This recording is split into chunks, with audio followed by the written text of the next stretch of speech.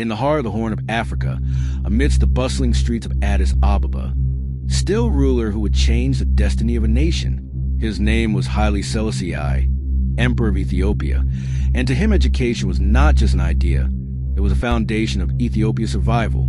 The world in the early 20th century was changing rapidly. Europe was becoming more industrialized, the globe was becoming more connected, and nations were building armies, governments, and societies based on knowledge. But Ethiopia, despite its proud history, was facing a harsh truth. Education was scarce. Only a few had access to knowledge, and the rest of the population lived without the means to learn. Haile Selassie saw this as a crucial weakness, one that could threaten Ethiopia's sovereignty in the modern world. A ruler's mission, knowledge above all. Haile Selassie, though monarch by title, was a student at heart. He believed that the future of Ethiopia was not in the hands of armies alone, put in the minds of its people. From his early years, he understood that for a country to thrive, its people must be equipped with the tools to think critically, innovate, and govern themselves. His mission was clear: to transform Ethiopia into a nation of knowledge, founding schools across the nation when Haile Selassie became emperor in 1930. Ethiopia was still largely an agrarian society. Most citizens lived in villages without access to formal education. But that did not stop him. Haile Selassie took it upon himself to establish schools across the country. He personally funded the opening of primary schools, secondary schools, and teacher training colleges. He did not want education to remain the privilege of the elite.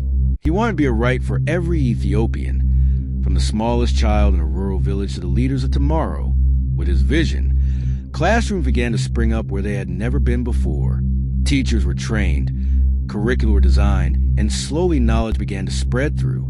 Ethiopia scholarships sending Ethiopians abroad. Haile Selassie did not just focus on creating schools within Ethiopia's borders. He also looked outward to the world beyond. He understood that education is not just about local resources, but global connections.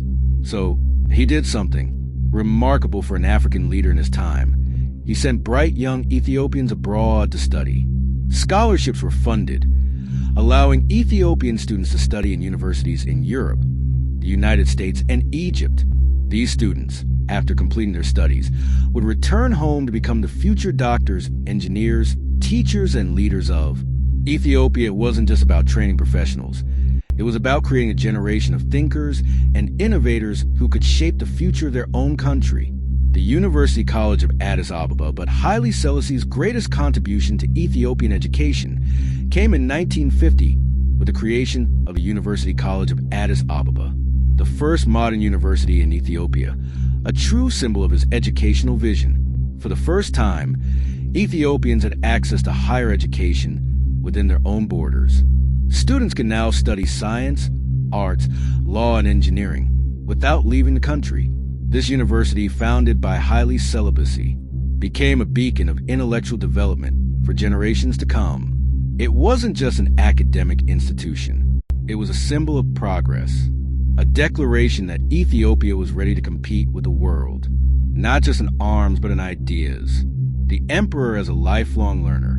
What set Haile Selassie apart from other rulers of his time was not only his vision for education, but his personal commitment to learning. He was not just a monarch issuing decrees. He was a student of history, a reader of law, and a scholar in his own right. Selassie spent countless hours reading about world affairs, international politics, law, and history he was deeply invested in. Understanding not only the history of Ethiopia, but also the global dynamics that shape the modern world, this self-education made him one of Africa's most learned leaders. He believed that for a nation to thrive, its leaders must never stop learning. Legacy of knowledge. Haile Selassie's efforts did not go unnoticed. Though Ethiopia faced many challenges during and after his reign, the educational infrastructure he built endured. Today, Ethiopia has one of the largest and most vibrant educational systems in Africa. The University of Addis Ababa still stands as a monument to his vision, a center for intellectual development in a nation that continues to grow and evolve. But perhaps his greatest legacy is seen in the millions of Ethiopians who have been empowered to education, carrying forward the knowledge he sought to instill. The visionary who believed in the power of learning, Haile Selassie, understood that a nation without education is a nation without a future. He believed that the true power of Ethiopia lay in the minds of its people, and that through education, Ethiopia will be able to compete and thrive in the modern world. He did not just give Ethiopia power through his leadership. He gave his people the power to think, to question, to grow, and to lead.